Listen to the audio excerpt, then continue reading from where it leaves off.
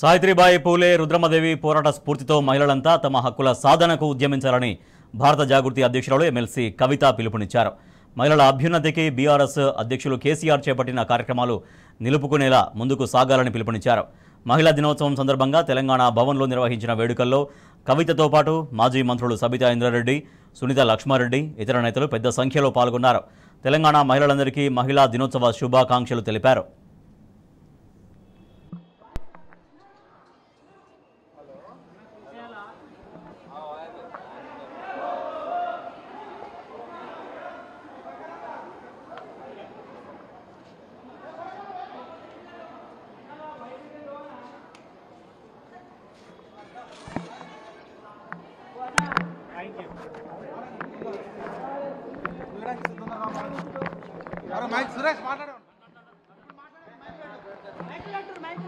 సావిత్రిబాయి పూలే లాంటి వారు చేసినటువంటి పోరాటం కావచ్చు, రాజ్యాన్ని కాపాడుకోవడానికి రాణి రుద్రమదేవి చేసినటువంటి పోరాటం కావచ్చు, ఇటువంటి మహిళలు, ఇటువంటి ఆడబిడ్డలు మనందరికీ కూడా స్ఫూర్తిగా నిలవాలి.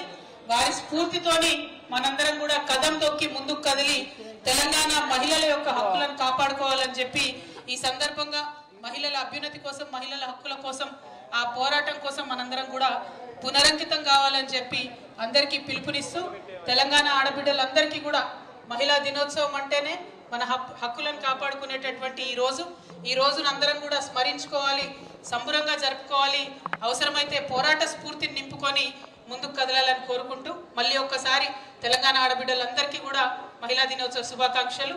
మరి మహిళల అభ్యున్నతి కోసం ఈ రాష్ట్రంలో ముందడుగేసినటువంటి మన నాయకుడు కేసీఆర్ గారిని అనునిత్యం వారు చేసినటువంటి పనులను నిలుపుకుంటూ నిలబెట్టుకుంటూ ఆ స్ఫూర్తితోని ముందుకు కదులుదామని పిలుపునిస్తూ అందరికీ కూడా మహిళా దినోత్సవ శుభాకాంక్షలు.